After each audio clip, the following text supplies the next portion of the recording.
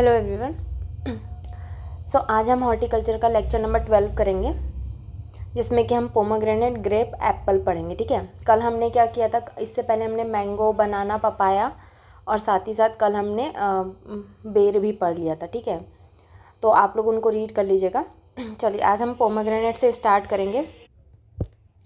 सो चलिए हम सबसे पहले पोमोग्रेनेट से स्टार्ट करते हैं। ये देखिए, मैंने जो जो टॉपिक्स आपको चैप्टर्स क्लियर करा है, ये वो चैप्टर्स है। इनको एक बार अच्छे से पिछले वीडियोस में जाके रीड कर लीजिएगा।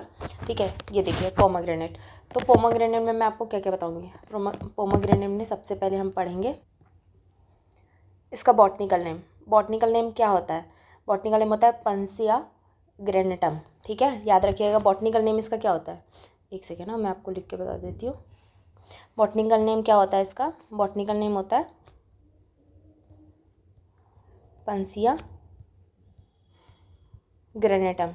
ठीक है, याद रखिएगा पंसिया ग्रेनेटम होता है इसका बॉटनिकल नेम। इसका जो फैमिली होती है वो कौन सी होती है? पनियेसी। पनियेसी फैमिली होती है। ठीक है, और साथ ही साथ ये कहाँ पाया जाता है, इसका ओरिजिन कहाँ हुआ था? South west Asia. याद रखिएगा कहाँ हुआ था? South west Asia. ठीक है, ब्रैकेट में लिख लीजिए ईरान। ये पूछा जाता है कभी कभी, क्या होता है कि ईरान दे देता है, साउथ वेस्ट एशिया नहीं देता है।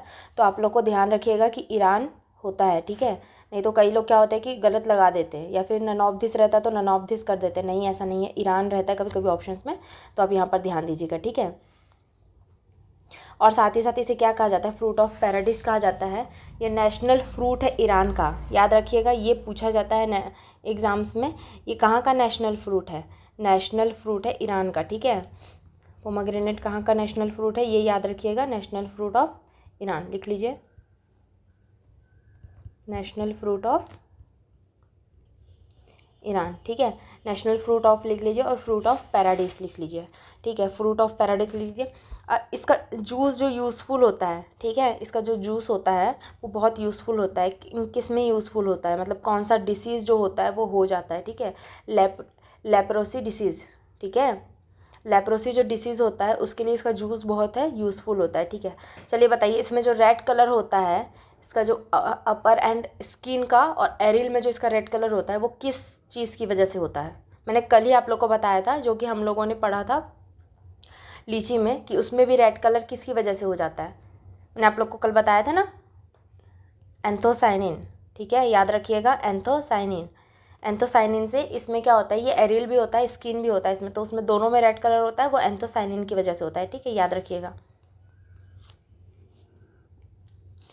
और एक चीज़ याद रखिएगा, ये जो है बेस्ट क्वालिटी फ्रूट होता है summer and dry summer and winter, cool winter and dry summer के लिए। ठीक है, याद रखिएगा। एक लाइन लिख लीजिए, मैं बोल दे रही हूँ आप लोग को।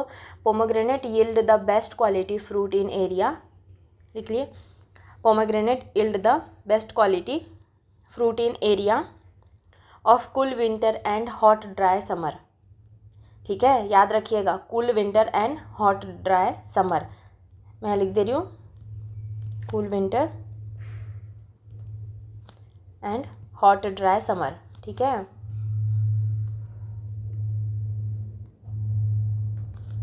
याद रखिएगा ये चीज़। ठीक है, और साथ ही साथ हाँ, इसका जो इसमें क्या होता है, proper fruit development and maturity and sweet. हाँ, तो मैं क्या बता रही थी आपको, इसका जो proper food development and maturity and sweetness के लिए टेम्परेचर लिख लीजिए। टेम्परेचर कितना चाहिए इसका? 35 डिग्री से लेके 38 डिग्री सेल्सियस। ठीक है, ये याद रखिएगा। इसमें इतना जो टेम्परेचर है वो नीड होता है अगर हमें प्रॉपर डेवलपमेंट, प्रॉपर सीड और प्रॉपर इसके फ्रूट्स स्वीटनेस अगर हमें चाहिए ना, तो ये टेम्परेचर रिक्वायर्ड ज़रूरी है। ठीक है, याद रखिएगा। देखिए, मैंने यहाँ पर आप लोग को क्या क्या बता दिया। बॉटनिकल नेम क्या होता है इसका? पंसिया गैरेंटम होता है। ठीक है, पंसिया गैरेंटम बॉटनिकल नेम होता है। फैमिली पुनियेसी होती है। ठीक है, ओरिजिन कहाँ का है? ये साउथ वेस्ट एशिया, ईरान का है। और नेशनल फ्रूट कहाँ का है? ईरान का ही नेशनल फ्रूट है साथ ही साथ। ठीक है, इसमें क्या होता है, जो रेड कलर जूस का रेड कलर जो ये सब जूस जो यूज़फुल होता है वो लेप्रोसी डिसीज़ के लिए होता है। क्यों होता है, यहाँ पर लिख लीजिए, useful for juice leprosy.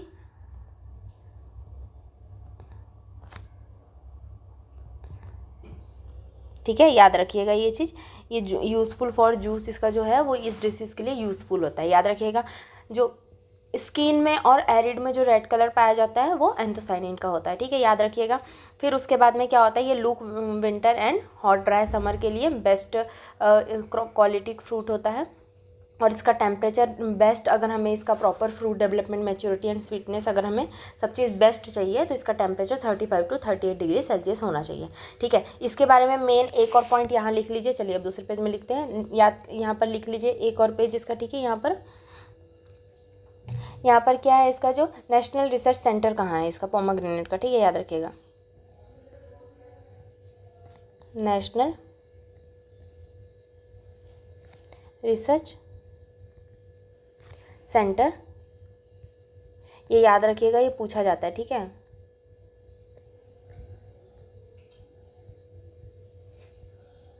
For pomegranate कहाँ का है ये है सोलापुर महाराष्ट्र, सोलापुर महाराष्ट्र, ठीक है। MH महाराष्ट्र लिख लीजिएगा, ठीक है। इसका क्रोमोसोम नंबर कितना होता है, क्रोमोसोम नंबर होता है इसका 16 या 18, याद रखिएगा। यहाँ पर ये लिख देते हैं, इसका क्रोमोसोम नंबर कितना होता है 2n बराबर 16 या 18, ठीक है। ये सब मैंने यहाँ लिखा दिया, इसलिए यहीं लिखा दिया, ठीक है।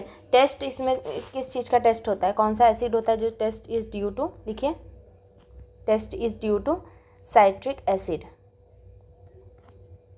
साइट्रिक एसिड होता है, ठीक है। फ्रूट टाइप क्या होता है इसका, बल्बस्टा, फ्लैशी बेरी, ठीक है, नहीं सॉरी ब्लूएस्टा, ब्लूएस्टा होता है फ्लैशी बेरी, याद रखिएगा। इसमें साइट्रिक एसिड पाया जाता है, ठीक है, टेस्ट में। और ये फ्रूट टाइप क्या होता है, ब्लूएस्टा फ्लैशी बेरी, याद रखिएगा। ये चीज़ पूछा जाता है, मैंने आप लोग को बोला है फ्रूट टाइप्स, इन्फ्लुएंस, ठीक है, कौन सा एसिड पाया जाता है, जो कलर होता है वो किस से होता है, ये सब याद रखिएगा, ये जो पूछा जाता है। इन्फ्लुएंस लिख लीजिए, हाइपर लिखिए, हाँ इन्फ्लुएंस लिखिए, हाइफेंथोडियम,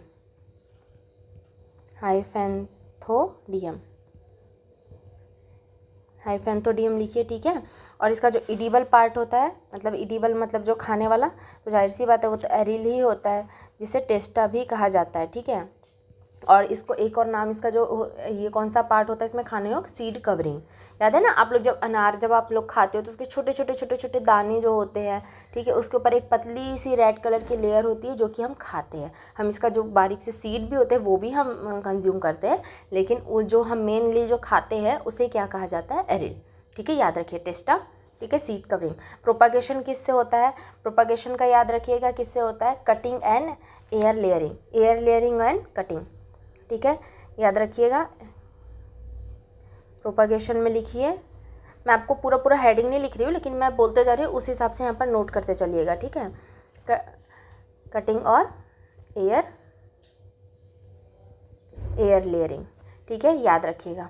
इस समय जो प्लांटिंग होती है वो कब से कब तक होती है, जुलाई टू अगस्त, प्लांटिंग जो होती है इसमें जुलाई अगस्त में होती है, ठीक है, याद रखिएगा। प्लांटिंग जुलाई अगस्त में होती है। और साथ ही साथ multi stem training system is followed in India, याद रखिएगा। इसमें क्या होता है, यहाँ पर रेड से लिख देते हैं, multi stem training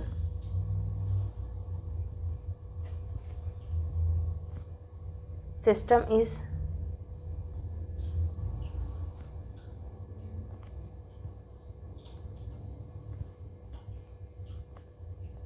followed in India, ठीक है। ये टॉपिक पूछा जाता है एग्जाम पे, याद रखिएगा, ठीक है। वाइल्ड टाइप जो अनार होता है वो किसका होता है, wild type pomegranate, wild type अनार, ये लिख सकते हैं आप लोग, वाइल्ड टाइप पोमोग्रेनेट या अनार, ठीक है, वो होता है दारू, यस दारू, याद रखिएगा, ठीक है, ये याद रखिएगा। चलिए अब मैंने आप लोगों को कल ही पढ़ाया था,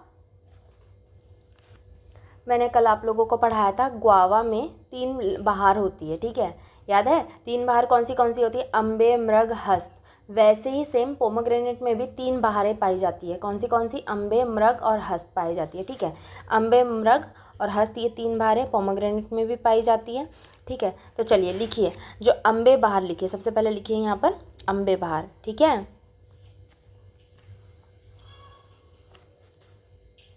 3 बहार्स लिख लीजिएगा और यहाँ पे लिखिए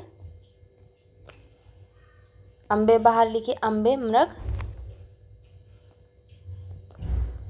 हस्त। इसमें भी फ्लावरिंग एंड हार्वेस्टिंग टाइम लिख लीजिएगा, ठीक है।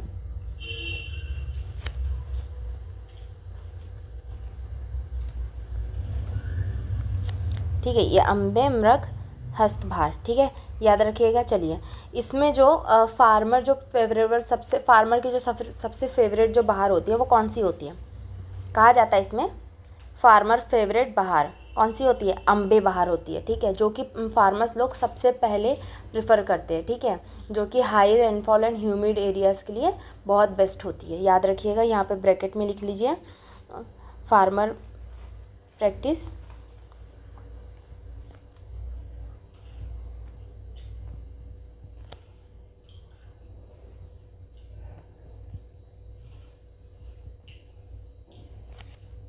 हाई रेनफॉल एंड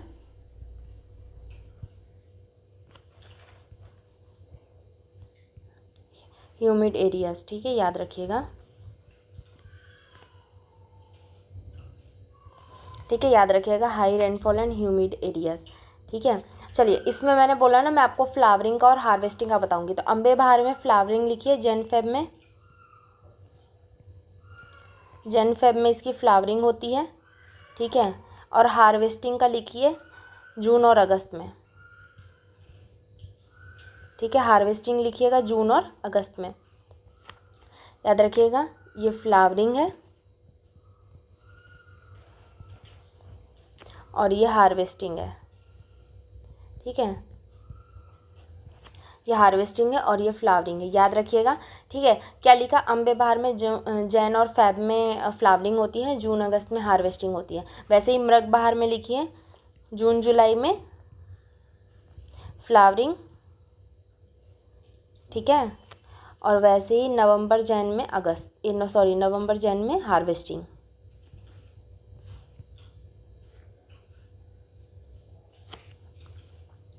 हस्त बहार में लिखिए सितंबर अक्टूबर में फ्लावरिंग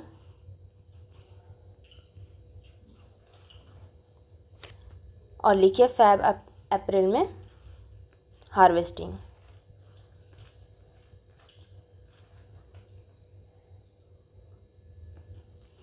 देखिए, इसमें जो होती है, मैंने अम्बे बहार का आप लोग को बता दिया जो कि फार्मर प्रैक्टिस के लिए ज़्यादातर प्रेफर होती है और साथ ही साथ high rainfall and humid areas के लिए होती है, ठीक है। इसमें प्री प्रिफर्ड जो एरियाज़ होते हैं, जैसे ड्राई एरियाज़ के लिए सबसे ज़्यादा प्री प्रिफर्ड होती है, ठीक है, याद रखिएगा। ड्राई एरियाज़ के लिए प्री प्रिफर्ड होती है, कौन सी होती है, मृग बहार, ठीक है, लिख लेती हूँ, प्री प्रिफर्ड लिख लीजिएगा, मैं लिख देती हूँ यहाँ पर ड्राई एरियाज़ के लिए, ठीक है, याद रखिएगा ये चीज़ें। और उसके बाद में हस्त बहार के लिए प्री प्रिफर्ड होती है एक्सपोर्ट पर्पस के हिसाब से, ठीक है, एक्सपोर्ट पर्पस के लिए, ठीक है, याद रखिएगा ये चीज़।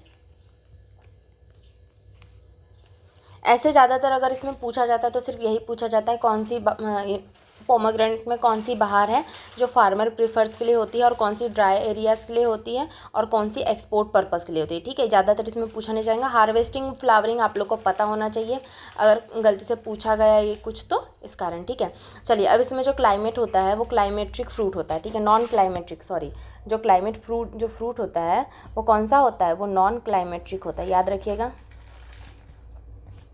नॉन क्लाइमेट्रिक फ्रूट, ठीक है, याद रखिएगा, नॉन क्लाइमेटिक फ्रूट होता है, ठीक है। Fruit ready for harvest, fruit जो हार्वेस्टिंग के लिए जो रेडी हो जाता है वो कब होता है, फ्रूट हार्वेस्ट कब होता है, लिख लीजिए इसको, फ्रूट रेडी फॉर, एक सेकेंड ना, रेडी फॉर हार्वेस्ट, ठीक है, ये हार्वेस्टिंग के लिए कब रेडी होता है, हार्वेस्ट के लिए 120 से 130 दिन में, याद रखिएगा, ठीक है, ये पूछा जाता है एग्ज़ाम्स में, ठीक है। और हाँ, ये कब रेडी होता है, आफ्टर फ्रूट सेट के लिए, फ्रूट सेट होने के बाद, जब सेट हो जाता है तब ये रेडी हो जाता है, याद रखिएगा, यहाँ पर ब्रैकेट में लिख लीजिए after fruit set,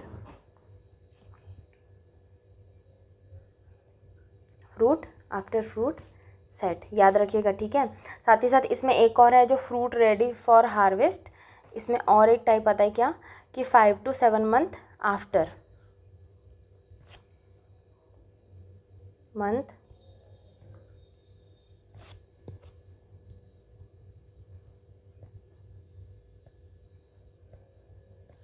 after the appearance of blossom.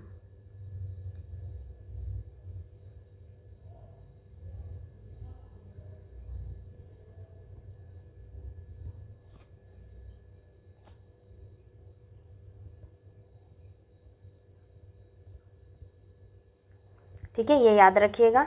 जो फ्रूट हार्वेस्ट जो हो जाता है वो 5 to 7 मंथ, वो भी किसके, ब्लोसम स्टार्ट होने के बाद, अपीयरेंस ब्लोसम के बाद। ठीक है, हार्वेस्टिंग स्टेज याद रखिएगा, येलोइश रेड हो जाता है। हार्वेस्टिंग स्टेज कौन सी होती है इसकी, जब जो फ्रूट है वो येलोइश से येलोइश रेड हो जाता है। ठीक है, मतलब जो इसका कलर चेंज होने लगता है तब। ठीक है, हार्वेस्टिंग स्टेज लिख लीजिएगा।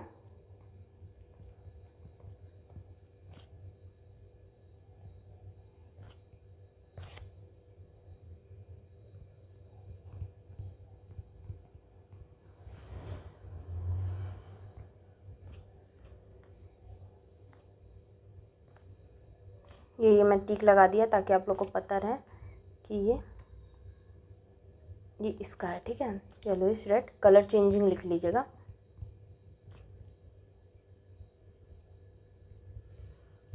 ठीक है, कलर चेंजिंग में होता है। During 4th year the tree. ठीक है, याद रखिएगा, जब जब जो ट्री होता है वो 4th ईयर का हो जाता है तो उसमें बियर्स जो होते हैं वो 25 to 30 फ्रूट्स होते हैं। ठीक है, याद रखिएगा, वो देता है। ठीक है, या लिख लीजिएगा ये चीज़ें, मतलब इतनी ज़्यादा डीपली पूछे जाता नहीं है, लेकिन एक बार नॉलेज के लिए आपको याद होना चाहिए। 4th ईयर जब ट्री ओल्ड हो जाता है, ठीक है, तो 25 to 30 फ्रूट्स होता है। ठीक है, आफ्टर 10th ईयर अगर ट्री बियर है तो फिर 150 से 200 फ्रूट्स होते हैं, याद रखिएगा। ठीक है, चलिए अब इसमें हम क्या पढ़ेंगे, वैरायटी। वैरायटी देखिए, वैरायटी इसकी भी बहुत इंपॉर्टेंट है। ठीक है, ये क्या हो गया, ठीक है, जो इसकी वैरायटीज़ है ये भी बहुत इंपॉर्टेंट है। तो चलिए अब मैं अच्छे से आप लोगों को क्या वैरायटीज़ बता देती हूँ। इनको मैं थोड़ा सा, भाई तुम सेट हो जाओ यार।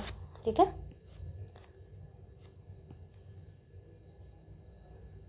ठीक है, ये हो गया। चलिए अब पढ़ेंगे हम क्या इसकी वैरायटीज़।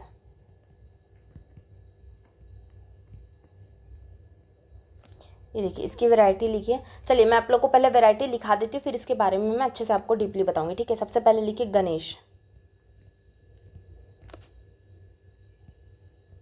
ज्योति, ठीक है, Ruby, Mridula, Mridula, paper shield,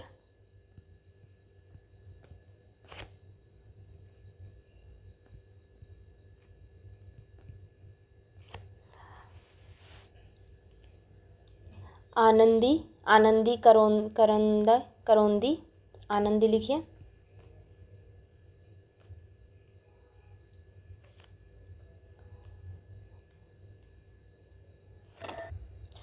Anandi नहीं, सॉरी, आनंदी नहीं होता इसका, आनंदी नहीं, क्या होता है, एलोंटी। ठीक है, याद रखिएगा।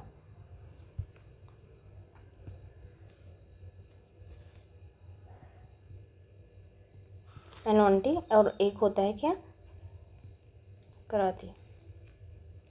ठीक है, दतिया, नाभा,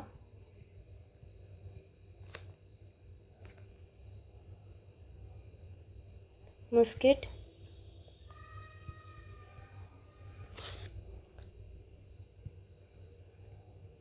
खानदारी, कांदारी। ठीक है, याद रखिएगा। और काबुल,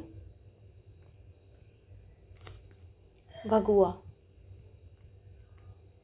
ठीक है, याद रखिएगा ये चीज़ें। देखिए इसमें जो ज्योति है, ज्योति का याद रखिएगा। इसका एक मेन पॉइंट होता है क्या, कि ये ग्रो इन गुजरात, ये सिर्फ गुजरात में बेस्ट ग्रो की जाती है। ठीक है, याद लिखिएगा, गुजरात। ठीक है,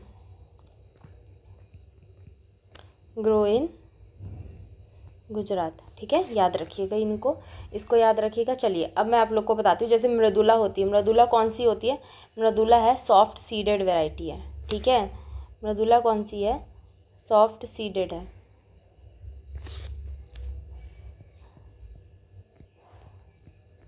सॉफ्ट सीडेड वैरायटी कौन सी है, मृदुला सॉफ्ट सीडेड वैरायटी है। पेपर शील्ड जो है वो थिन स्किन वाली होती है। जो ये पेपर शील्ड जो होती है उसकी स्किन क्या होती है, थिन होती है। मतलब कि पतली स्किन होती है, ठीक है। थिन मतलब पतली स्किन होती है। पेपर शील्ड, पेपर लिखा ही हुआ है पेपर शील्ड, पेपर में से पतला होता है, वैसे ही थीन स्किन उसकी होती है। कांधारी जो है वो उसके सीड जो है हार्ड होते हैं, याद रखिएगा। जो कांधारी होती है ये हार्ड सीडेड होती है। देखिए वेराइटीज़ के बारे में ये सब आप लोग को पता होना चाहिए, एग्ज़ाम्स में पूछे जाते हैं। वैरायटी है जो सबसे ज़्यादा पूछी जाती है एग्ज़ाम में, ठीक है। कांधारी जो है वो हार्ड सीडेड होती है। और भगवा, भगवा जो होती है ये महाराष्ट्र में ग्रो होती है। सबसे पहले तो लिख लीजिए महाराष्ट्र, लिख लीजिए। और साथ ही साथ कुछ और वेराइटीज़ है जो महाराष्ट्र में ग्रो होती है, जैसे कि मैं आप लोग को आपको लिखा देती हूँ, ठीक है। ये लिखिए यहाँ पर क्या है, सिंदूरी, सिंदूरी, मस्तानी,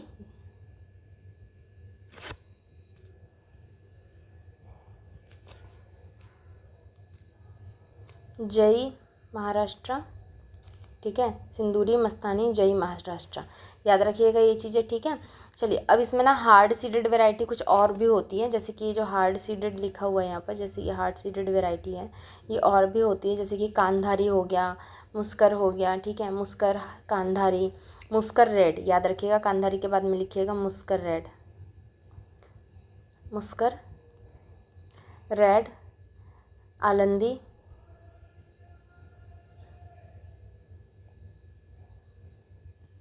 और वड़की और काबुल सॉरी,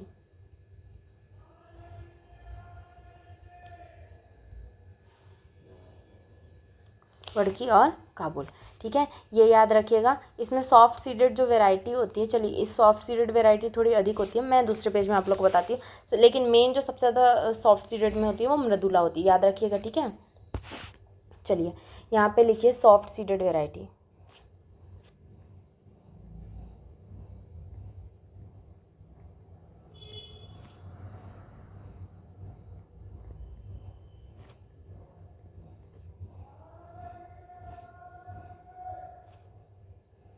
ठीक है। सॉफ्ट सीडेड वैरायटी इंपॉर्टेंट है तो अच्छे से लिखिएगा। इसमें लिखिए सबसे पहले ढोकला, ढोकला जो होती है वो कॉमर्शियल वैरायटी है गुजरात की, ठीक है, याद रखिएगा। कॉमर्शियल है गुजरात की, भाई गुजरात की होगी ढोकला तो, याद है ना। सबसे ज़्यादा ढोकला कहाँ खाया जाता है, commercial variety of Gujarat.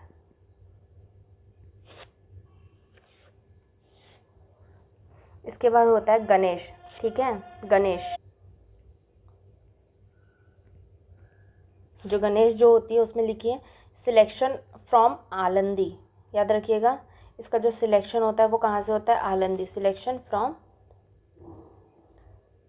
Alandi, याद रखिएगा, ठीक है। वेरी सॉफ्ट सीडेड होती है, ठीक है। ये जो सॉफ्ट सीडेड नहीं, वेरी सॉफ्ट सीडेड होती है, इसकी बहुत ज़्यादा सॉफ्ट सीड होती है इसकी, ठीक है, याद रखिएगा।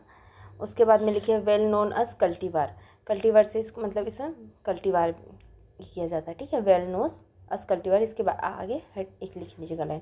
अब इसके बाद में एक और होती है, वो होती है CO1।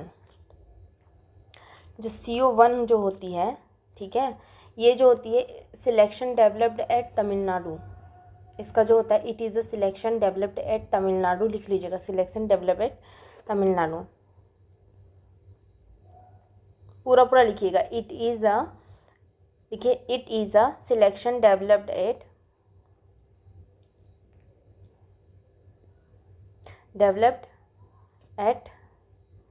तमिलनाडु, ठीक है, तमिलनाडु। उसके बाद में लिखिए तमिलनाडु के आगे लिखिएगा Tamil Nadu agriculture university, agricultural university, ठीक है, ये लिखिएगा। कोयम्बटूर,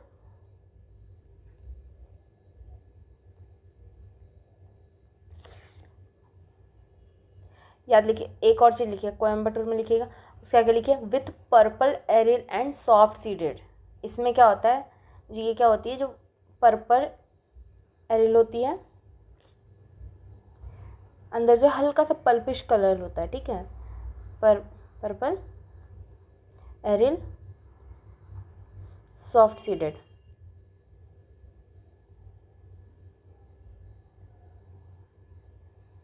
ठीक है। सॉफ्ट सीडेड, याद रखिएगा, ठीक है ये चीज़ है। अभी लिखिए एक और होती है मृदुला। मृदुला इंपॉर्टेंट वेराइटी है, ये पूछी जाती है एग्जाम में, ठीक है। इसका जो फ्रूट वेट होता है वो 250 ग्राम होता है, ठीक है। जूसी जो स्वीटनेस और जूस जो जिसका सबसे ज़्यादा स्वीट और जूसी होता है उसका वेट लिखिए, फ्रूट वेट।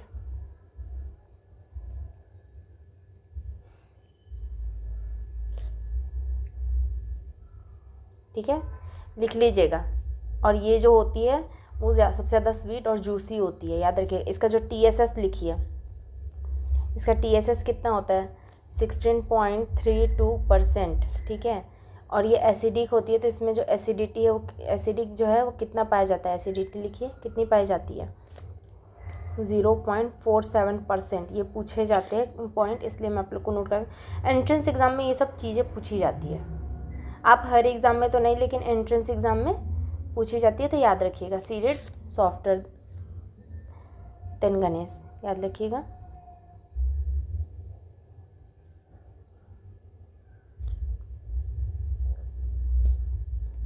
ठीक है, अब लिख लीजिए Ruby.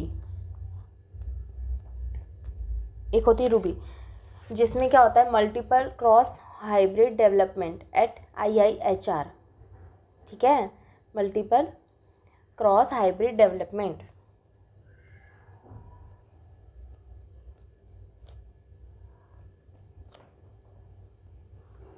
Multiple cross hybrid development IIHR, याद रखिएगा, ठीक है। फॉर एरिल कलर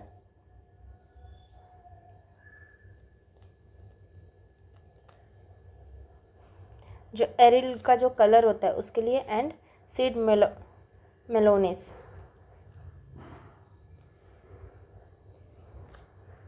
देखिए ये सब उतना समझाने वाले हैं नहीं, ठीक है। ये आप लोगों को बस नोट करके रखना है अपने पास, ये डाटा आप लोग को क्या कि पता होना चाहिए। इसमें जो सीड मेलोनेस, इसका क्रॉस लिख लीजिए, ये पूछा जा सकता है। इसका क्रॉस होता है किसे, गणेश एंड काबुल,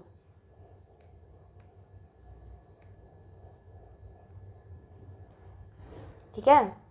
चलिए इतना याद रखिएगा। इसके बाद और एक वैरायटी होती है, लेकिन मैं आप लोगों को कैसे लिखाऊँ यहाँ पर, मुझे लगता है मुझे जगह बनानी पड़ेगी कि भाई एक ही पेज में लिखो तो ज़्यादा अच्छा लगता है ना। तो चलिए इसको हम थोड़ा सा शिफ्ट हो जा भाई, तो ये हो गया शिफ्टेड। एक होती है इसमें अम्ली दाना, हाँ कौन सी होती है, अम्ली दाना। अम्ली दाना जो होती है वो F1 हाइब्रिड होती है, याद रखिएगा। अम्ली दाना जो होती है वो F1 हाइब्रिड होती है, और इसमें भी क्रॉस होता है, किस किस का क्रॉस होता है, गणेश और नाना। किसके नाना बताइए, ये मत बोल देना मैडम अनार के नाना। चलिए लिखिए, ठीक है। चलिए अब इसमें कुछ वेराइटीज़ और होती है जो कि बस मतलब कि उतनी इंपॉर्टेंट नहीं होती है, लेकिन चलिए उसके बारे में एक बार नोट कर लीजिए।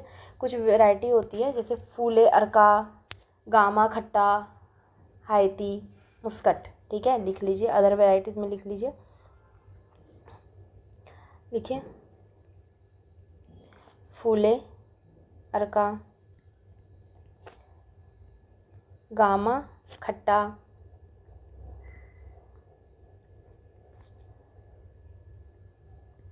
हायती, मुस्कट। वंडरफुल कौन सी होती है, वंडरफुल लिखिए, वंडरफुल भी वैरायटी ही होती है जो कि USA में होती है, इसका ओरिजिन जो है वो USA में हुआ था, ठीक है। फ्रूट साइज़ लिख लीजिएगा, इसमें फ्रूट साइज़ पूछा जाता है वेराइटीज़ का कितना होता है, 700 ग्राम, ठीक है, 700 ग्राम होता है। और सोलापुर जो लाल है, सोलापुर लाल,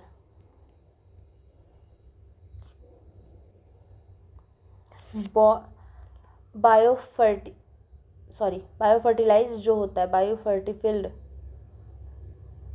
हाँ बायोफर्टिलाइज्ड वेराइटी जो होती है, सॉरी बायोफर्टिलाइज्ड,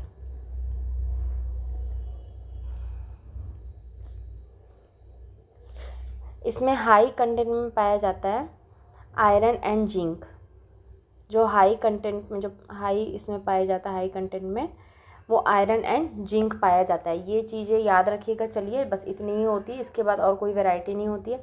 देखिए पोमोग्रेनेट के बारे में मैंने आपको सब चीज़ पढ़ा दिया है। चलिए ठीक है, अब हम इसको थोड़ा यहाँ से टाटा बाय बाय कर देते हैं। चलो भाई तुम जाओ, वीडियो रोक के आप लोग अच्छे से पढ़ लीजिएगा, ठीक है। चलिए अब हम स्टार्ट करेंगे ग्रेप्स, ठीक है। अब हम क्या पढ़ेंगे, ग्रेप्स पढ़ेंगे। चलिए देखिए ग्रेप्स मैंने ग्रेप्स बना भी दिया है, ठीक है। चलिए अब ग्रेप्स के बारे में हम यहीं पर ही कुछ चीज़ें पढ़ेंगे, जैसे कि इसके दो बॉटनिकल्स नेम होते हैं। क्या होते हैं इसके दो बॉटनिकल्स, एक विटिस विनिफेरा होता है और एक विटिस रोटांडिफ्लोरिया होता है। क्या होता है, विटिस विनिफेरा और विटिस रोटांडिफोलिया, ठीक है। तो चलिए यहाँ पर मैं आप लोग को बताती हूँ, जैसे कि चलिए इधर पढ़ते हैं, इनको छोड़ देते हैं, ठीक है। यहाँ होता है एक, सबसे पहले होता है एक विटिस विनिफेरा, ठीक है, विनिफेरा, और एक होता है क्या, विटिस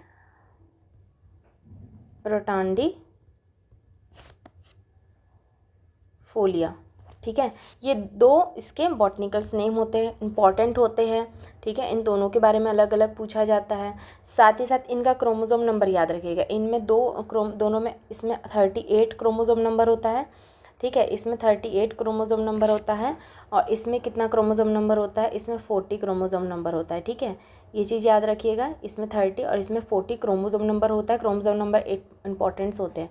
जो ग्रेप्स है, ठीक है, याद रखिएगा, ये इवेटिस यूरोपियन होता है। इसका जो ओरिजिन होता है, यहाँ पर ओरिजिन भी लिखिएगा, इवेटिस यूरोपियन, ठीक है। इवेटिस यूरोपियन इसका ओरिजिन होता है, और मस्कुडाइन, नहीं सॉरी मैं क्या बता रही हूँ, इसमें जो ग्रेप्स होता है, हाँ अरे यार सॉरी, इसमें जो ये ग्रेप्स होता है, हट जा भाई, नहीं हटना क्यों है, हटाना नहीं है, मेरे को यही पढ़ाना है ना, मैं हटाऊँ क्यों। हाँ, इसमें जो ये सॉरी, ये बहुत गंदी मिस्टेक थी, ये ग्रेप्स, मेरा ध्यान कहीं और था। ये जो ग्रेप्स होते हैं ना, ये वो है, ठीक है, याद रखिएगा। ग्रेप्स जो होते हैं इसमें इवेटिस यूरोपियन होते हैं, और इसमें मस्कुडाइन ग्रेप्स, याद रखिएगा, ठीक है। इसमें हार्डवुड कटिंग की जाती है, ठीक है। ओरिजिन दोनों का सेम होता है, ठीक है, एशिया मिनार, है ना, एशिया मिनार दोनों का ओरिजिन होता है, याद रखिएगा। कैजुकिएसी फैमिली होती है, याद रखिएगा ये चीज़, ठीक है। कैजुकिएसी, एशिया मिनार इसका ओरिजिन होता है, कैजुकिएसी की फैमिली होती है, और इसमें हार्डवुड कटिंग की जाती है, हार्डवुड कटिंग की जाती है, मिस्टेक इग्नोर कर दीजिएगा, हार्डवुड कटिंग की जाती है, और इसमें सरपेंटाइन लेयरिंग की जाती है, याद रखिएगा, ठीक है। सरपेंटाइन लेयरिंग, इसमें सरपेंटाइन लेयरिंग की जाती है, ठीक है। ओरिजिन जो होता है वो दोनों का सेम होता है, याद रखिएगा। इसमें जो ओरिजिन होता है वो एशिया मिनार होता है, और इसकी जो फैमिली होती है वो भी सेम ही होती है। फैमिली तो जाहिर सी बात है सेम ही होगी,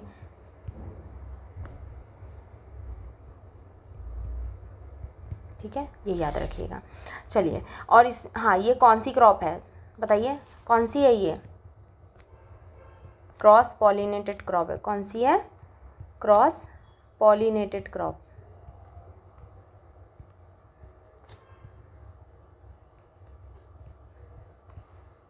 ठीक है, ये क्रॉस पॉलिनेटेड क्रॉप होती है, ठीक है। चलिए, इसमें कुछ कुछ अच्छी इंपॉर्टेंट लाइंस होती है जो कि एग्ज़ाम्स में पूछी जाती है, मैं एक बार आपको उनके बारे में बता देती हूँ, ठीक है। जैसे कि इसको पहले हम थोड़ा सेट कर लेते हैं। ये देखिए, साइंस ऑफ वाइन मेकिंग, उसे क्या कहा जाता है, साइंस ऑफ वाइन मेकिंग को क्या कहा जाता है, इसको मैं थोड़ा सा यहाँ छोटे कर दे रही हूँ ऐसे, ठीक है, अच्छे से नोट कर लीजिएगा इसे, ठीक है। लिखिए, यहाँ पर लिखिए, ये इंपॉर्टेंट पॉइंट्स हैं। This is science of wine making, इसे क्या कहा जाता है, इकोलॉजी, और हाँ, साथ ही साथ स्टडी ऑफ वाइन को भी इकोलॉजी ही कहा जाता है, ठीक है। मेकिंग याद रखिए, और इसमें ही चलिए नोट कर लीजिए, study of wine, study of wine को भी क्या कहा जाता है? इकोलॉजी। पूछा जाता है एग्जाम में, ठीक है, याद रखिएगा। कल्टीवेशन ऑफ ग्रेप्स वाइन को क्या कहा जाता है?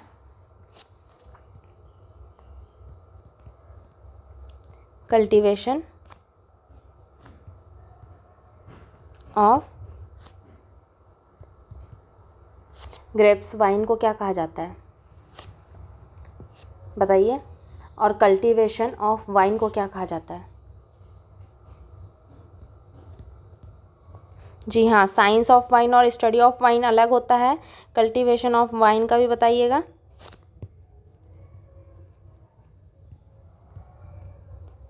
ठीक है, क्या कहा जाता है इसे? चलिए बताइए। देखिए, कल्टीवेशन ऑफ ग्रेप वाइन को क्या कहा जाता है? विटीकल्चर। याद रखिएगा, ठीक है, विटीकल्चर कहा जाता है, ठीक है। और कल्टीवेशन ऑफ वाइन को क्या कहा जाता है? एमिलोग्राफी। इसे क्या कहा जाता है? एमिलोग्राफी कहा जाता है, ठीक है। इसमें कौन सी सॉइल प्रेफर्ड होती है? Well drain rich loamy soil.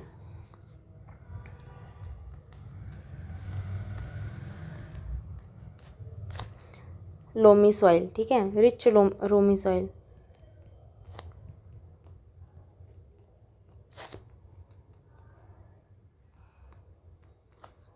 और इसका पीएच लिख लीजिए।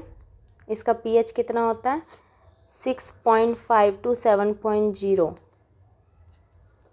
ये अलग ही जीरो बन गया भाई, हाँ जीरो, ठीक है। पीएच याद रखिएगा। Science of wine making, study of wine, ये पूछा जाता है तो याद रखिएगा, इकोलॉजी कहा जाता है इसे। और कल्टीवेशन ऑफ ग्रेप वाइन को विटीकल्चर कहा जाता है, याद रखिएगा, ठीक है। कल्टीवेशन ऑफ वाइन को एमिलोग्राफी कहा जाता है, ठीक है। और हाँ, सॉइल की जो डेप्थ होती है वो कितनी होनी चाहिए? सॉइल डेप्थ ये होनी चाहिए 1 मीटर ऑलमोस्ट, ओके, ठीक है। वो ऑलमोस्ट इसका कितना होना चाहिए? 1 मीटर इसकी डेप्थ होनी चाहिए, उससे ना ज़्यादा ना उससे कम, ठीक है, याद रखिएगा ये चीज़ें। चलिए अब नेक्स्ट पेज में चलते हैं।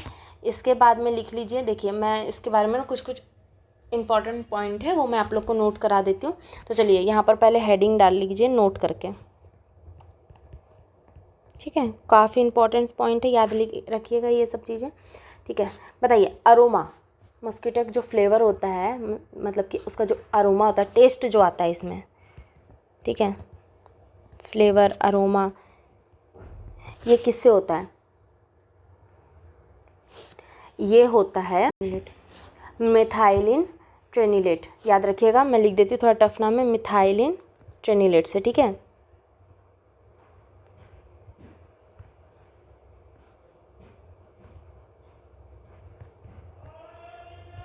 मिथाइलिन ट्रेनिलेट, ठीक है, याद रखिएगा ये चीज़। स्किन ऑफ बेरी, जो स्किन ऑफ बेरी होता है वो किससे होता है? स्किन ऑफ बेरी लिखिए, cutin, skin of berry cutin, ठीक है। सब ट्रॉपिकल फ्रूट क्रॉप, बताइए, सब tropical fruit crop but adapted to tropical condition. ये सब ट्रॉपिकल फ्रूट क्रॉप होती है,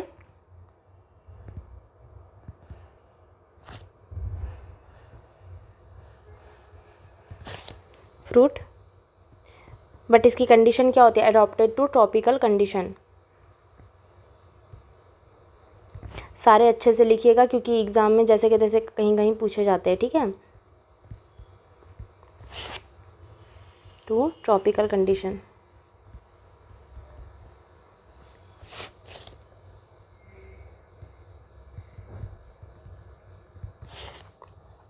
ये इसका तीसरा पॉइंट हो गया। इसमें समर टेम्परेचर लिखिए,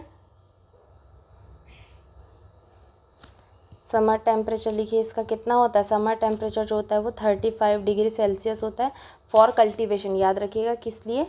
कल्टीवेशन के लिए, ठीक है। कल्टीवेशन के लिए लिखिएगा 35 डिग्री सेल्सियस लिखिएगा। टेम्परेचर जो इसका रेंज होता है, इसका टेम्परेचर का जो रेंज होता है ये कितना होता है? 18 to 21 डिग्री सेल्सियस, ठीक है, याद रखिएगा। और ये किस लिए होता है? ये फ्लावरिंग में होता है, याद रखिएगा, ठीक है। टार्टरिक एसिड, पाया जाता है इसमें, सबसे इम्पॉर्टेंट पॉइंट, ठीक है। टार्टरिक, कौन सा एसिड पाया जाता है? टार्टरिक एसिड पाया जाता है। इन्फ्लोरेंस क्या होता है इसका? इन्फ्लोरोसेंस, इन्फ्लोरेसेंस इसका क्या होता है? पेनिकल।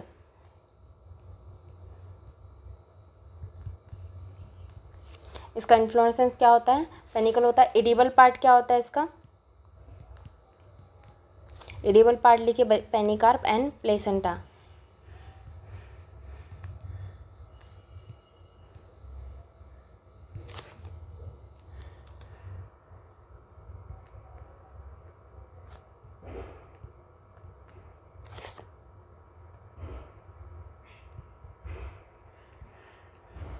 प्लेसेंटा, ठीक है, पेनिकार्प एंड प्लेसेंटा याद रखिएगा। टाइम ऑफ, एक सेकेंड है, इसमें एक और टॉपिक होता है, लीडिंग राइजिंग ग्रेप वेराइटी। कौन सी वेराइटी है जिसमें लीडिंग राइजिंग होता है? लीडिंग,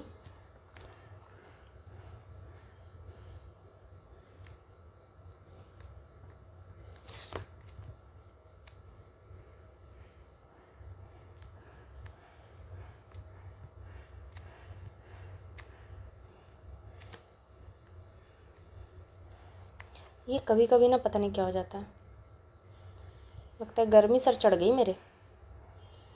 राइजिन ग्रेप वेराइटी, ठीक है। कौन सा होता है? थॉमसन सीडलेस, याद रखिएगा ये पूछा जाता है एग्जाम में, ठीक है। थॉमसन सीडलेस याद रखिएगा, ठीक है ये चीज़। चलिए, टाइमिंग ऑफ प्रूनिंग बताइए नॉर्थ इंडिया में। प्रूनिंग की जो टाइमिंग होती है नॉर्थ इंडिया में,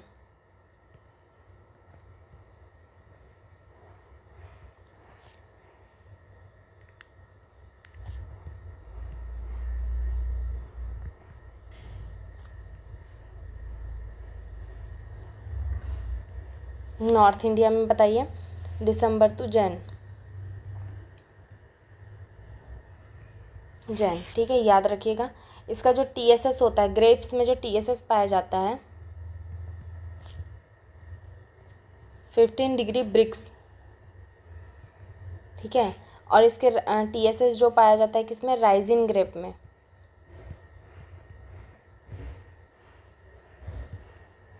राइजिन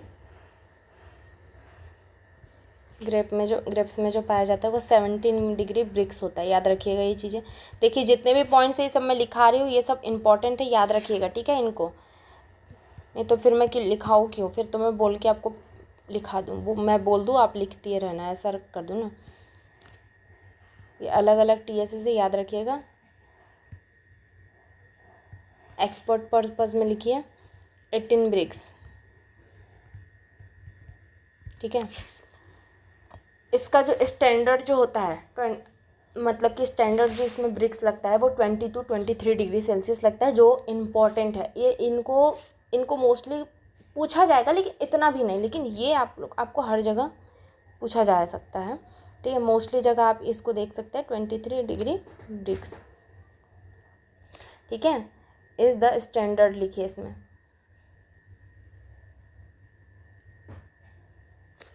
ये इम्पॉर्टेंट है, याद रखिएगा। चलिए अब इसकी वैरायटी है, इसमें वैरायटी पढ़ लेते हैं, ठीक है। वैरायटी पढ़ने के लिए हम फिर से इसे थोड़ा सा, भाई तू सेट हो जा, ठीक है। सेट कर दिया हमने इसे, हमारे और हमारी वैरायटी के बीच में बिल्कुल नहीं आने का, इसलिए हमने इसे बंद कर दिया। चलिए ये हो गया लॉक। अब हम पढ़ेंगे क्या? वैरायटी, ठीक है। चलिए वैरायटी लिखिए, सबसे पहले लिखिए, इसमें बहुत सारी वैरायटीज़ होती है, ठीक है। तो इसमें सबसे पहले लिख लीजिए, इसमें सीडलेस वैरायटी भी होती है, सीडेड वैरायटी, IARI, RHI, ठीक है, ये सब वैरायटीज़ पाई जाती है। वैरायटीज़ थोड़ी ज़्यादा इंपॉर्टेंट है वैसे इसकी, लेकिन बहुत ज़्यादा भी है और टाइम काफ़ी चला जाएगा, हमारा ऑलरेडी टाइम हो चुका है, तो मेरे हिसाब से हमें वैरायटी कल करना चाहिए, ठीक है।